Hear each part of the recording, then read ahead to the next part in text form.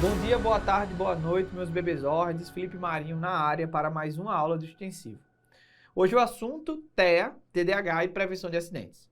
Lembrando que esses temas estão cada vez mais presentes nas provas ao redor do Brasil e a gente ainda vai trazer alguns assuntos adicionais que também podem entrar nesse contexto de diagnóstico diferencial, de eventos associados e por isso a gente não poderia deixar de falar.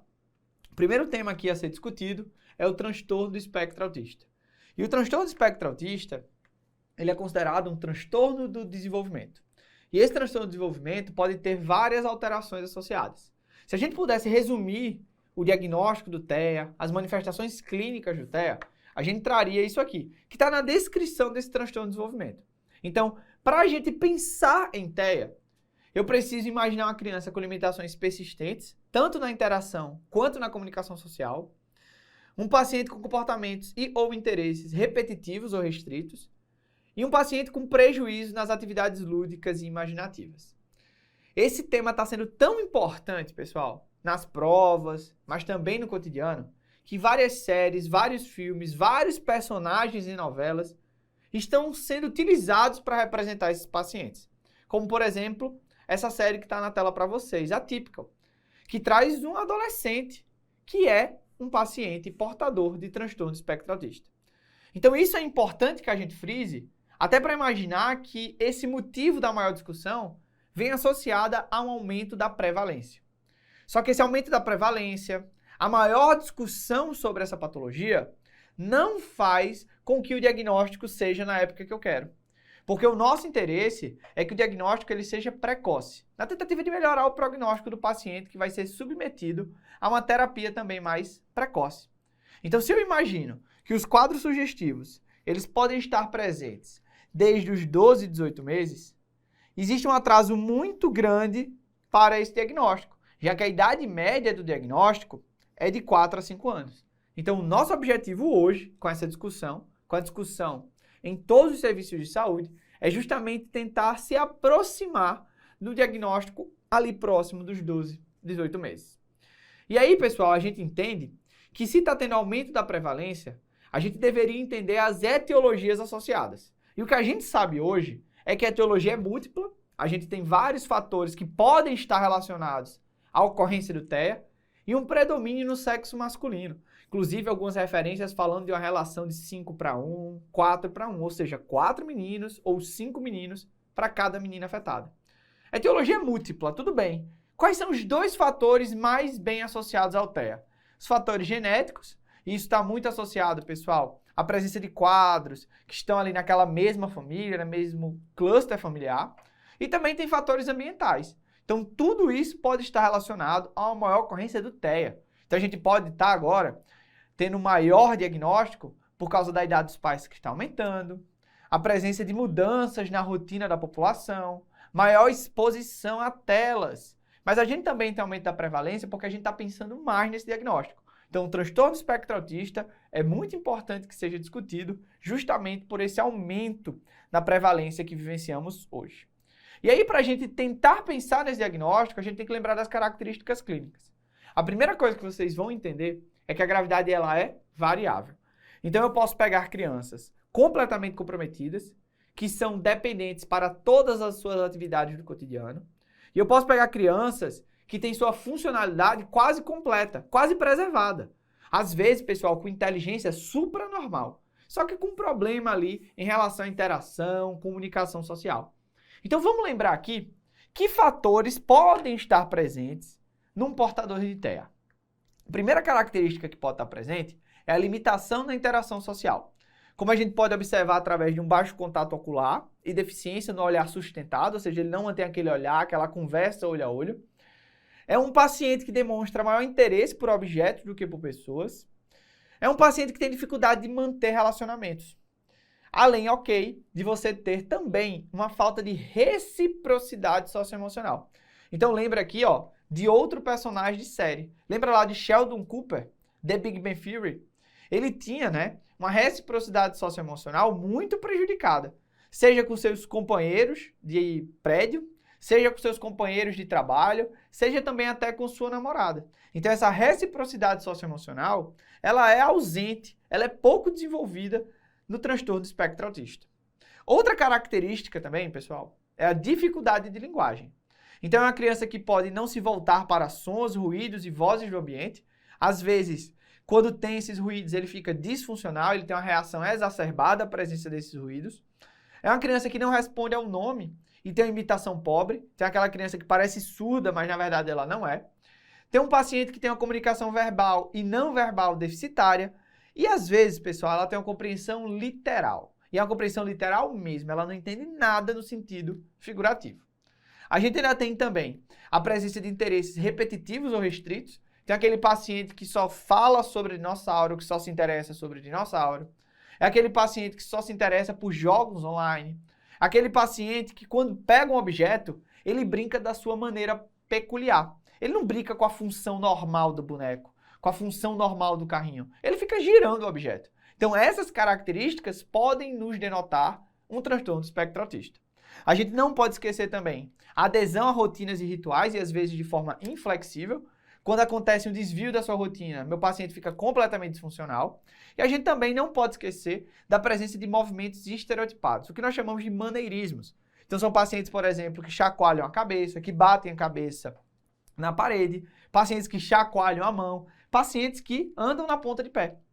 Então essas características podem estar presentes, de novo, de forma isolada, mas também podem estar presentes de forma global. Para você que vai fazer prova, o que é importante? Lembrar dos pacientes com mais do que uma dessas características, como nós vamos ver no diagnóstico desse paciente. Então, lá na prova, o quadro é florido, pessoal. Florido. Só que vamos lá colocar um assunto, digamos assim, que seria mais difícil para você na prova. É o que nós chamamos de características mais precoces, ou seja, aquilo que se apresenta de uma forma precoce, que pode passar desapercebido, mas que você, que está bem preparado, deveria perceber na hora de fazer uma questão, na hora de atender um paciente desse. E de novo, ó, olha aqui, outro exemplo de série com um paciente que tem transtorno do espectro autista. Olha aqui, ó, The Good Doctor. Aquele médico que tem um transtorno do espectro autista, que facilita seu trabalho, mas às vezes também atrapalha. Até porque a inteligência dele é muito grande e as pessoas às vezes não entendem. Então, características mais precoces. O que é que eu tenho que pensar? Eu tenho que pensar que essas características me ajudem a dar o diagnóstico. Aquele diagnóstico que eu quero fazer ali por volta de 12, 18 meses de idade. A gente lembra vocês, por exemplo, que as anormalidades do desenvolvimento motor podem estar associadas ao TEA, tá? E a gente lembra vocês que essas anormalidades de desenvolvimento motor podem estar presentes, mas o mais comum é que a gente tenha as relações sociais prejudicadas. Então eu posso ter um afeto negativo, então aquela criança que não tem sorriso social, aquela criança que não fica feliz quando os pais, eles fazem alguma atividade que outras crianças gostam. Eu tenho um paciente com dificuldade no controle da atenção, então ele não mantém a atenção ao olhar, ele não mantém a atenção à conversa humana. É um paciente que tem uma sensibilidade diminuída a recompensas sociais. Tem aquela criança, pessoal, que tanto faz. Ela não está nem aí para o que você está fazendo. Então isso é muito mais marcante do que as anormalidades do desenvolvimento motor, principalmente se for feito de forma isolada. A gente tem, pessoal, algumas formas que podem aparecer na sua prova. Algumas frases específicas. A gente lembra, por exemplo, da perda, ausência ou atraso nas habilidades verbais. Isso é importante para vocês. Lembra lá aquele livro de puricultura? A gente precisa ver essas habilidades verbais se desenvolvendo ao longo do tempo. A gente também lembra daquele paciente que não responde ao nome, parece que é surdo, mas na verdade sua audição é preservada, então realmente pode ser um transtorno do espectro autista. A gente lembra da indiferença a sons, ruídos e vozes, e aqui a gente pode botar indiferença ou uma resposta exacerbada à presença desses eventos. A gente tem ainda a ausência de sorriso social ou contato ocular, aquele afeto negativo, e a gente também vai falar de um paciente que não imita, que não usa gestos para indicar seus desejos. Então, por exemplo, aquela criança que quer água, ela pode apontar. Mas nesse caso do transtorno espectro autista, a gente espera que a criança ela não mostre seus interesses, ela não use gestos, ela não repita o que você faz. Então, teve isso, tem que pensar no transtorno do espectro autista e a sua prova pode aparecer dessa forma, pensando no diagnóstico mais precoce. E aí, pessoal, pensando no transtorno do espectro autista como uma doença, né? A gente tem que imaginar que outras comorbidades podem estar associadas. E que comorbidades a gente pode estar falando? A gente pode estar falando de um transtorno de ansiedade, episódios depressivos e até mesmo comportamentos autolesivos. Esses aqui podem estar presentes em conjunto com o transtorno do espectro autista, e assim você precisa manejá-los de forma conjunta. A gente ainda tem também a presença do TDAH em quase 74% dos pacientes, e eu também posso estar associado à deficiência intelectual, o que vai prejudicar ainda a sua independência futura. A gente não pode esquecer de doenças genéticas que estão muito relacionadas ao TEA. Então, por exemplo, a síndrome do X frágil, a esclerose tuberosa, que é uma doença neurocutânea, ou até mesmo a síndrome de Williams, aquela síndrome da criança feliz. Então, se eu tenho essas doenças genéticas, a possibilidade de ter um transtorno do espectro autista aumenta. A gente também fala de transtornos gastrointestinais, os quais estão presentes em quase todos os pacientes. A gente fala ali de aproximadamente 90%. Então, pacientes com restrições alimentares, pacientes com hipersensibilidade oral, pacientes com constipação. E notem que alterações alimentares estão sim também bastante presentes nesses pacientes. A gente fala ainda de epilepsia em 1/4 dos pacientes e também de distúrbios do sono, o que pode atrapalhar aquela tão bonita funcionalidade que a gente vai perseguir para esses pacientes. E a gente também tem que lembrar do comprometimento motor, como dispraxia, alterações de marcha ou alterações motoras finas, que também vão poder atrapalhar na funcionalidade dessa criança. Aí, pessoal, a gente tem que lembrar que tem uma síndrome chamada síndrome de Asperger que está dentro do espectro do transtorno do espectro autista. Felipe, por que isso é importante? Porque existem peculiaridades dessa síndrome que mudam um pouquinho do que nós estamos acostumados a esperar do TEA. Que características são essas? É a ausência de prejuízo da linguagem verbal e a cognição estar preservada. Como essas características não são o protótipo do TEA, a gente vai ter um atraso do diagnóstico. Então, o paciente com síndrome de Asperger, por causa da cognição que é preservada, da ausência do prejuízo da linguagem verbal, a gente tem um atraso do diagnóstico que a gente pensa menos, a gente demora mais para pensar. Felipe, mas espera aí. Se o transtorno do espectro autista ele é marcado por uma linguagem verbal e não verbal prejudicada, por que ele é considerado um TEA? Porque enquanto a linguagem verbal está preservada, nós temos o comprometimento da linguagem outra. Como assim? Da linguagem não verbal, que meu paciente não consegue utilizar. O entendimento da linguagem associada aos momentos em que elas são aplicadas. Então, por exemplo, o sentido implícito da mensagem, o sentido figurativo da mensagem. Às vezes, pessoal, uma ausência de traquejo em determinados ambientes. Então, a gente espera que essa criança com síndrome de Asperger, ela aborde pessoas de forma inapropriada, então não habitual àquela situação. Então, a criança que não sabe, pessoal, diferenciar momentos de felicidade, momentos de tristeza, momentos de entender a entonação na voz daquela outra pessoa. Às vezes, a gente entende que esse paciente com síndrome de Asperger se comunica de uma forma excêntrica, uma forma, digamos assim, única para aquela situação. É um paciente que não entende linguagem figurativa, linguagem implícita, e isso pode trazer problemas na interação social. Então, notem que a síndrome de Asperger, apesar de não ter atraso no desenvolvimento da linguagem verbal, não ter esse prejuízo, ela tem prejuízo da linguagem. Uma linguagem não verbal, uma linguagem de entendimento, um problema na interação social, pode ter estereotipia, pode ter também, pessoal, aquela adesão a rituais, e isso tem que estar marcado. E também, pessoal, tem uma característica interessante da síndrome de Asperger, e isso pode lhe ajudar até a pensar em alguém do seu cotidiano, que é a presença de habilidades supranormais. E essas habilidades supranormais podem ser uma inteligência acima do normal, um QI acima do usual. A gente pode ter pacientes que, para determinados assuntos, são muito inteligentes. Por exemplo, sabe tudo sobre dinossauro, sabe tudo sobre aviões, sabe tudo sobre computador, jogos, e isso é muito importante, que são habilidades supranormais. Então, a síndrome de Asperger é marcada por isso. Então, sabendo das características habituais do TEA e também da síndrome de Asperger, a gente já pode partir para o diagnóstico. Então, o diagnóstico do TEA, ele é clínico, sem necessidade de exames complementares.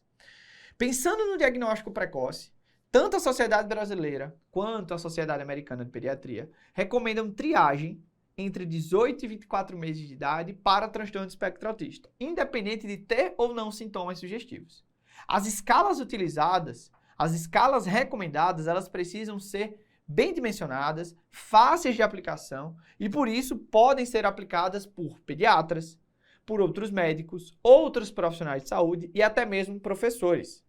O Ministério da Saúde, nesse mesmo pensamento de tentar dar um diagnóstico mais precoce, e baseado na Lei 13.438 de 2017, tornou obrigatória a triagem de todas as crianças até 18 meses para transtornos do desenvolvimento, principalmente do TEA. E qual é a escala mais utilizada nesse, digamos assim, ambiente, nesse contexto? É o MCHAT. Então, triagem para TEA, MCHAT. As dimensões avaliadas são as mesmas dimensões que a gente já conversou. Então, eu vou avaliar a interação social recíproca, eu vou orientar, em relação às comunicações e às linguagens que esse paciente tem ou não tem, e também avaliar os interesses restritos, comportamentos repetitivos e as estereotipias, os comportamentos estereotipados. Então, essas dimensões são utilizadas no MCHAT e dão uma boa base para a gente pensar no diagnóstico. E aí, pessoal, para eu dar o diagnóstico, a gente aqui no médico residente utiliza o mnemônico, o Cooper. Como é que eu lembro disso, Sheldon Cooper, um baluarte entre os personagens que tem transtorno do espectro autista, ele vai ser utilizado para dar o diagnóstico. Cooper. O COO é para você lembrar de comunicação social, que é deficitária. O P é de prejuízo na linguagem e na interação social. O E, estereotipias. E o R, restrição e repetição, tanto de comportamentos, mas também de interesses. Então, lembrando aqui do Cooper, eu lembro das características clínicas do transtorno do espectro autista e consigo chegar ao diagnóstico. Felipe, eu preciso ter todos esses para lembrar de TEA? Não, pessoal. Eu posso ter 2, eu posso ter 3, mas você tem que lembrar de afastar outros diagnósticos. E por isso que não basta você pensar em TEA, você também tem que saber os diagnósticos diferenciais. Um dos principais diagnósticos diferenciais, principalmente em crianças pequenas, é o déficit auditivo. Então, déficit auditivo, principalmente aquele paciente que não adquiriu linguagem, aquele paciente que não atende pelo nome, a gente tem que pensar em déficit auditivo. Por isso que todos os pacientes que têm atraso na fala, mesmo que tenham outras características do TEA, você precisa ter uma avaliação auditiva. É fundamental. Porque se eu tenho um déficit auditivo, eu posso ter um problema na interação social, um problema na linguagem decorrente desse déficit. Então, eu corrijo o déficit e reavalio o meu paciente posteriormente. Entre os diagnósticos diferenciais, eu também tenho o transtorno oposicional desafiante. E aqui, nesse caso, é um paciente, pessoal, que vai ter autoagressividade, vai ter heteroagressividade, que pode estar presente no TEA. A gente tem que lembrar dos transtornos de linguagem. Então, são transtornos específicos. Então, é um paciente que tem um transtorno de linguagem verbal. Então, ele vai ter um não verbal preservado, interação social preservada, não tem estereotipia. Então, tem que imaginar isso. Eu também tenho que fazer diagnóstico diferencial com TDAH, que é o nosso próximo tema aqui da aula, aquela criança hiperativa, aquela criança desatenta. Temos que lembrar também do transtorno obsessivo compulsivo, o TOC. Aqui nessa doença a gente tem as estereotipias, só que a gente não tem, por exemplo, déficit da interação social, eu não tenho problema de comunicação. Então notem que o TOC é só as estereotipias que entram no diagnóstico diferencial. Outra doença que a gente tem que parar, pessoal, para falar um pouco é a deficiência intelectual. Então, a gente tem vários graus de cefalopatia crônica não progressiva, por exemplo, porque é a mais comum, e que a gente pode ter deficiências intelectuais graves e não tão graves. As graves, infelizmente, vai ser difícil você dar um diagnóstico de TEA puro. Só que no caso da deficiência intelectual leve, você pode sim ter prejuízo de interação social, você pode ter prejuízo na comunicação. Só que a diferença para o TEA qual é? É que na deficiência intelectual, o meu paciente, mesmo que seja até aquele que é muito acometido, ele vai gradativamente melhorando. Então, ao longo do tempo, mesmo que seja de forma lenta, ele vai melhorando a comunicação, seja verbal ou não verbal, e também melhora a sua interação social. No TEA, não. Se você não faz abordagem adequada, precoce, ele vai piorar essa interação social, ele vai piorar a sua funcionalidade. Por isso que é tão interessante fazer esse diagnóstico diferencial. A gente também tem que fazer diagnóstico diferencial com esquizofrenia. Só que esse aqui, digamos, é um pouco mais fácil. Porque enquanto TEA, a gente tem manifestações clínicas precoces e que, se não abordadas do ponto de vista de sociabilidade e de comunicação, vão piorando, na esquizofrenia é o contrário. A gente tem um desenvolvimento inicial normal e quando a esquizofrenia se torna sintomática, a gente tem um paciente que vai ter um pensamento desorganizado, pode ter ou não alucinações, e daí ele começa a ter as reclusões e o prejuízo na comunicação e na interação social. Então, note que a esquizofrenia é ascensão do desenvolvimento para depois ter o declínio. No TEA, não, pessoal. A interação, a comunicação social sempre está ali no platô e, às vezes, você tem um prejuízo muito importante por causa das habilidades que esse paciente não vai adquirir. Outro diagnóstico diferencial que a gente não pode esquecer é a síndrome de Rett. É uma síndrome associada a uma alteração genética que vai acometer as meninas. Essa doença é caracterizada por ter um desenvolvimento normal até aproximadamente o final do primeiro ano de vida, até mais ou menos 12 meses, e posteriormente essa criança começa a ter um declínio cognitivo que vai chegar a uma deficiência intelectual grave, também associada a alterações de marcha, crises epiléticas, movimentos típicos da mão, e no exame físico você nota uma desaceleração do crescimento do perímetro cefálico de forma mais efetiva, mais evidente. Então você nota que a curva do perímetro cefálico lá no seu cartão da criança vai diminuindo. Então na síndrome de Rett é isso que a gente tem. Outra síndrome que a gente pode fazer o diagnóstico diferencial é a síndrome de Landau-Kleffner, que é o que nós chamamos de epilepsia afásica. Então é um paciente que tem uma involução do desenvolvimento da fala e na verdade isso é crise epilética. Por isso que nesses pacientes que a gente suspeita, a gente precisa fazer o eletroencefalograma. Então, sabendo do diagnóstico diferencial, das características clínicas, de como fechar o diagnóstico, a gente vai agora para a intervenção. E a intervenção para o TEA tem que ser precoce, na tentativa da gente aproveitar a neuroplasticidade das idades mais precoces das nossas crianças, melhorando assim a sua habilidade de funcionalidade independente futura.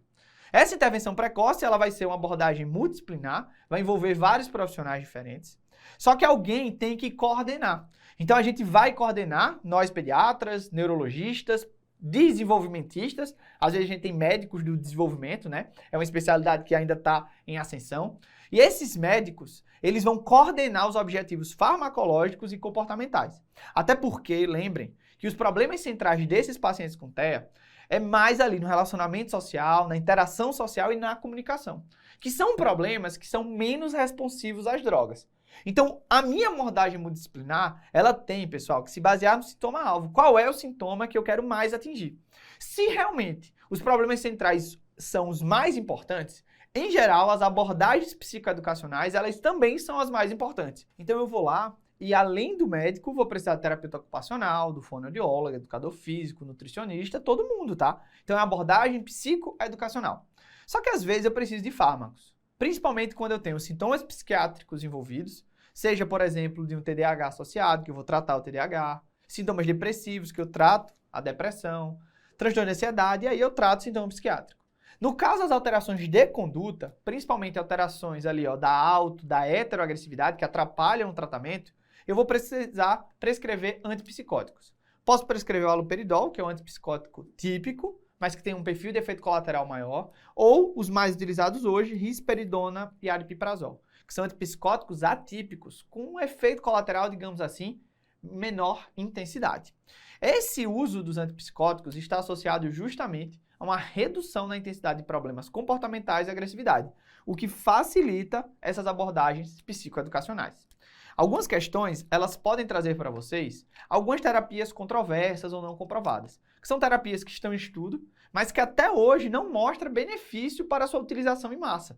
Então, por exemplo, se a questão diz que vitamina B6, B12, magnésio, ômega 3, probiótico, dieta livre de algum componente alimentar, como glúten e ou caseína, estão associados à melhora do TEA, pode marcar como falso, porque a gente ainda não tem dados que mostrem isso aqui como uma verdade global. Então isso aqui ainda está em estudo, tem alguns estudos que mostram dados controversos, então aqui, ó, isso aqui não deve ser uma recomendação global, então a prova não pode trazer como medida de tratamento. Depois que a gente entende a intervenção e como o meu paciente se comporta, eu tenho que entender o prognóstico da minha criança. Então o prognóstico das intervenções precoces estão associados a uma melhora da evolução do meu paciente, suavização dos sintomas e olha aqui o que eu falei a aula inteira, melhora da funcionalidade. Se o meu paciente, ele precisa de uma abordagem psicoeducacional completa, às vezes precisa de mudança do ambiente de casa, notem que o impacto familiar desse transtorno é muito alto. Então eu tenho que lembrar lá da sobrecarga emocional desses pais em relação a o futuro da criança, em relação a como nós vamos cuidar desse indivíduo.